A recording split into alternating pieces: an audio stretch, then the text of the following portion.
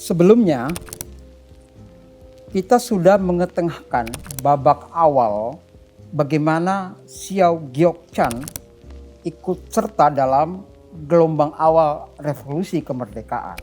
Menjadi seorang jurnalis dengan orientasi dan kiblat sepenuhnya untuk Indonesia. Nah, pada bagian ini saya mencoba mengajak Anda semua mengenal Xiao sebagai seorang anggota parlemen, di mana di parlemen ini Xiao terlibat banyak perdebatan penting. Xiao di parlemen memimpin satu fraksi untuk mengimbangi Masyumi dan PNI. Nama fraksinya adalah Fraksi Nasional Progresif.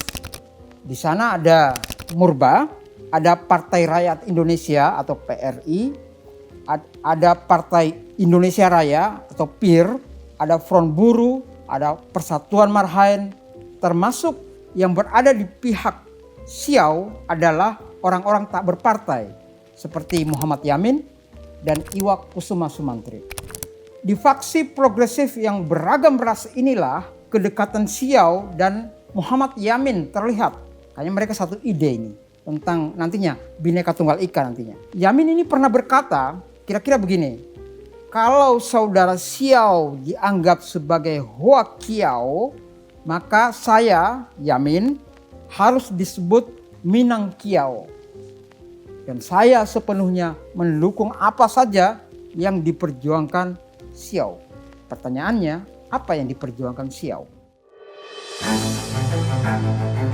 Adalah pertama-tama dan pada tahap utamanya membangun jiwa bangsa.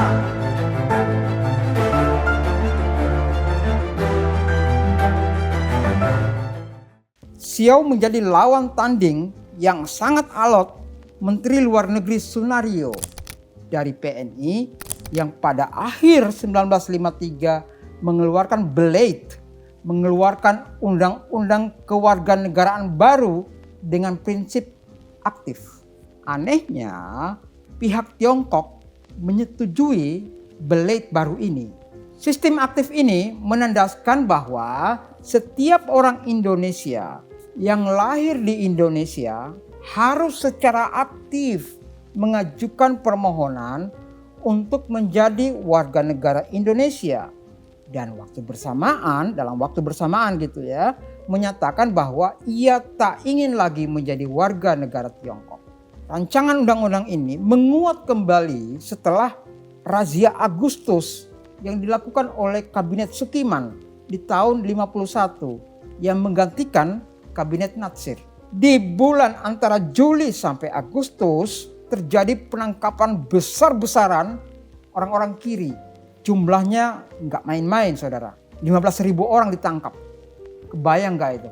Karena campur tangan Amerika yang konteks politik Asia waktu itu adalah mulainya perang Korea. Termasuk orang Tionghoa bagian yang ditangkap oleh Kabinet Sukiman. Peristiwa memilukan inilah membuat 300.000 orang Tionghoa, sekali lagi 300.000 orang Tionghoa mengajukan surat penolakan diri menjadi warga negara Indonesia. Termasuk yang menolak ini adalah bapak politik yang mengindonesiakan masyarakat Tionghoa sendiri, Lim Koen Hian. Betapa hancur hati Lim karena justru dipenjarakan oleh sebuah negara yang dibelahnya dengan segala daya upaya. Sementara itu, Xiao bisa memperpendek masa tahanannya karena kedekatannya dengan Sartono dari PNI. Selepas peristiwa inilah, Xiao selalu siap menghadapi siapa saja perihal politik kewarganegaraan. Bagi Xiao, nggak masuk akal kewarganegaraan sistem aktif ini. Jika tidak dicabut, undang-undang ini membuat banyak sekali orang Tionghoa menjadi asing. Bukan karena pilihan mereka, tetapi memang nggak punya bukti berupa surat untuk mempertahankan diri sebagai warga negara. Petani-petani atau pengusaha kelontong Tionghoa di desa atau kecamatan yang sudah beranak pinak di sana, nasibnya bagaimana coba? Apalagi ditambah buruknya pendokumentasian dan hancurnya kantor pencatatan sipil akibat perang yang makin memperparah keadaan. Belum lagi politik rasisme itu tertanam dalam regulasi ekonomi yang pernah dikeluarkan oleh Juanda sejak tahun 1950 untuk melindungi importer yang asli dalam tanda kutip. Di masa kabinet Wilopo tahun 52, importer kita ini Indonesia itu berjumlah 3.119. Sementara yang boleh memiliki lisensi untuk bisa ngimpor karena asli tanda kutip berjumlah 741 orang. Sementara yang asli ini nggak punya skill dagang, apalagi pergaulan niaga internasional, nggak punya sama sekali. Lalu apa yang terjadi? Lahirlah kerjasama yang kemudian terkenal dengan sebutan Alibaba.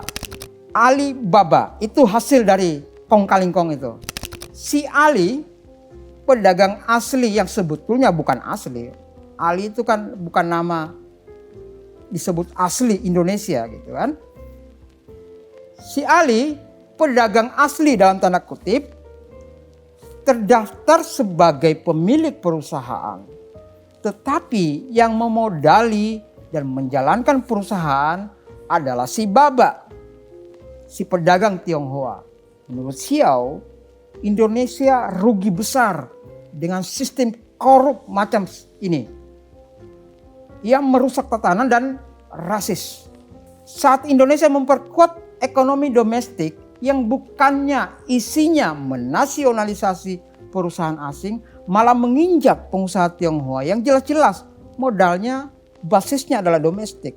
Yang terjadi lagi karena larangan berdagang, orang Tionghoa kemudian berkomplot dengan si asli dalam tanda kutip untuk membentuk apa yang disebut dengan perusahaan Aktentas.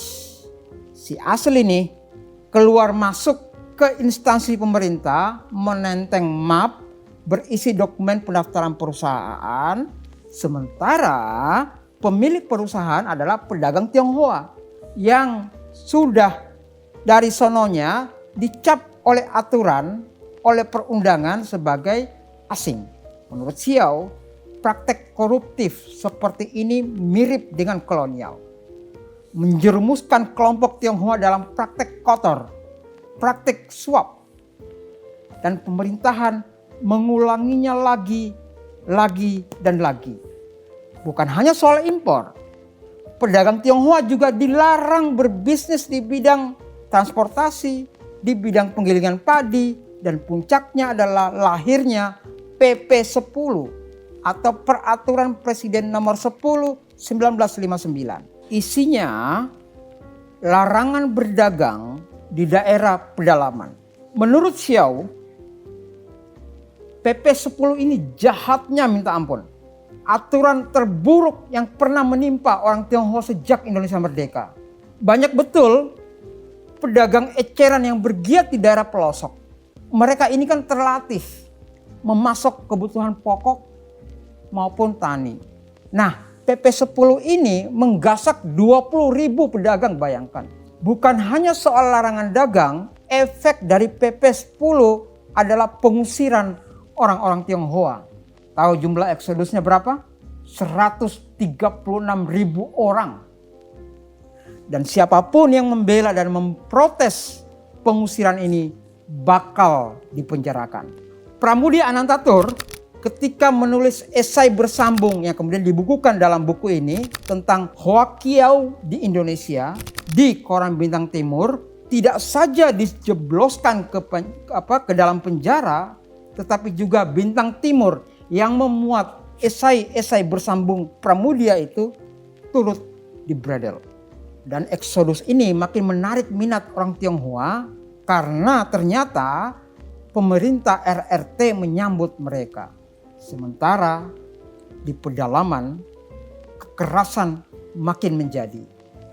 Militer menggunakan cara-cara kekerasan secara maksimum. Di Cimahi misalnya, seorang perempuan Tionghoa tewas tertembak karena menolak meninggalkan rumah dan tanah tumpah darahnya.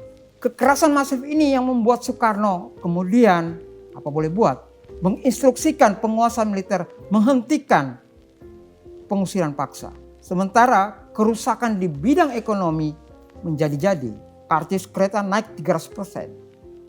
Tarif bus 500%. Listrik, air, perangko tarifnya naik 400%. Kondisi ekonomi yang karut marut seperti itulah orang-orang Tionghoa menjadi sasaran amok. Sekali lagi dan lagi. Kerusuhan rasial tak terelakkan itu meledak di Cirebon. Persoalannya sangat sepele dalam tanda kutip ya.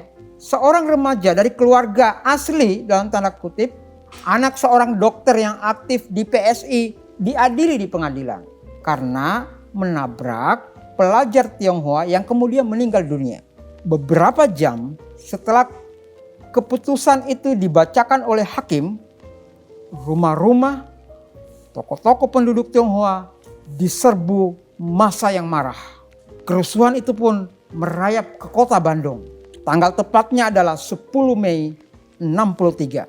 Sama seperti di Cirebon, penjarahan dan pembakaran terjadi dan bahkan jatuh korban.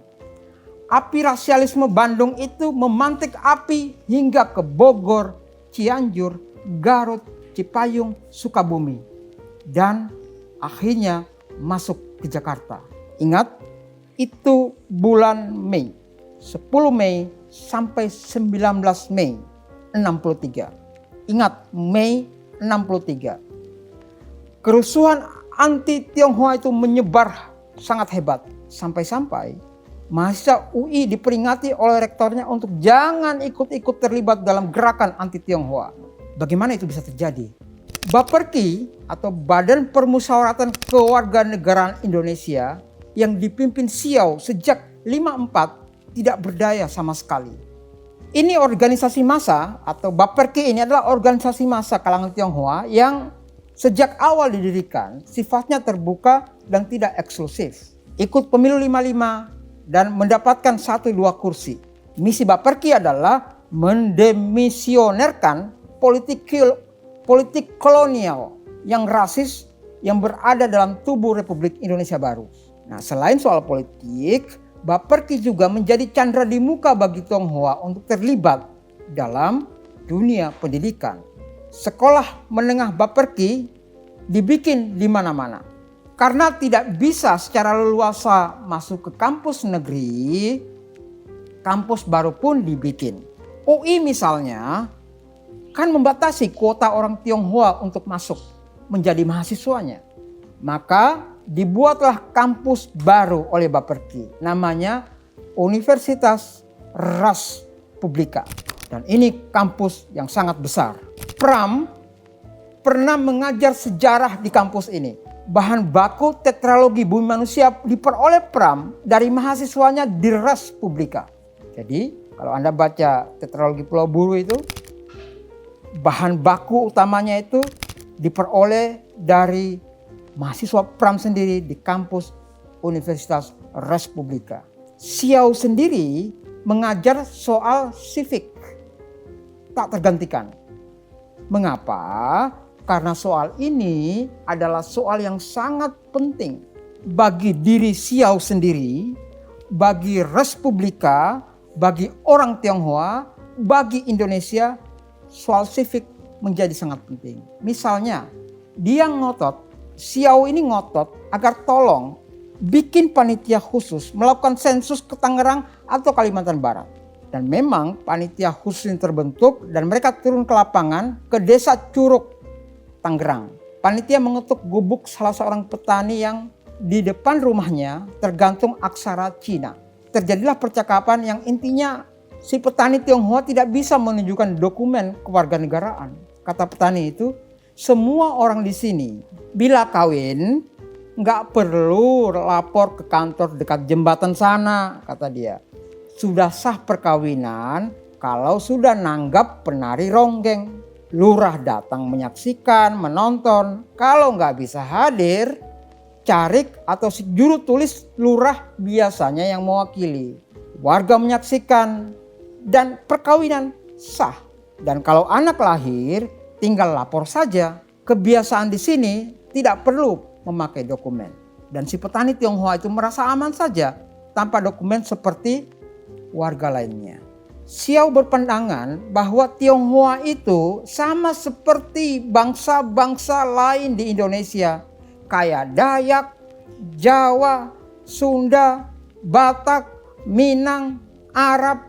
Mereka juga di Indonesia sudah berabad-abad lamanya. Sebagaimana Tionghoa yang ada di Bagansi Api-Api. Bayangkan sudah 10 generasi di sana. Gimana coba? Maka dari itu Xiao itu menolak kata Indonesia asli dalam konstitusi kita. Dia nolak kata Indonesia asli karena Indonesia itu bukan ras. Ia adalah kesepakatan politik. Ia adalah kesadaran politik. Nation, istilah asli itu nggak bisa hadir dalam negara, nggak boleh hadir dalam negara yang mengenal hukum. Apalagi dijadikan dasar kebijakan mendiskriminasikan komunitas Tionghoa. Karena Tionghoa adalah suku bangsa, maka seperti suku-suku lain untuk masuk dalam barisan pembela Indonesia tidak perlu menjadi suku-suku lain. Nama dan agama Tionghoa tetaplah melekat. Seperti halnya Jawa tidak perlu menjadi Sunda. Sunda tidak perlu menjadi Jawa. Nama tetaplah nama yang melekat dalam budaya leluhurnya. Bahasa ibu tetap berlaku sebagai pendamping bahasa utama, bahasa persatuan, bahasa Indonesia. Kalau mau fair, kalau mau adil, Arab itu termasuk kelompok asing. Tetapi mengapa tidak diperlakukan seperti kalangan Tionghoa? Bahkan makin ke sini makin dianggap asli, padahal asing. Asli tetapi asing. Itulah yang disebut kewarganegaraan itu adalah politik. Xiao makanya menolak apa yang disebut politik asimilasi yang dicanangkan oleh lembaga oposisi yang lain dari Bapperki yang menginginkan orang Tionghoa itu meleburkan identitasnya lewat konversi keyakinan, perkawinan, pergantian nama. Nama kelompok itu adalah Lembaga Pembina Kesatuan Bangsa atau LPKB yang berdiri di tahun 62, tentara ada di belakangnya. Lembaga ini dibentuk untuk semata melawan Bapperki yang memang mereka lihat terlalu condong ke kiri. Ruslan Abdul Ghani dari PNI juga ada di sayap kanan melawan Bapperki. Xiao tetap kukuh melawan konsep asimilasi ini. Demi Bhinneka Tunggal Ika, orang Tionghoa harus melenyapkan keeksklusifannya dengan cara kawin-mawin, dengan cara ganti nama, konversi agama.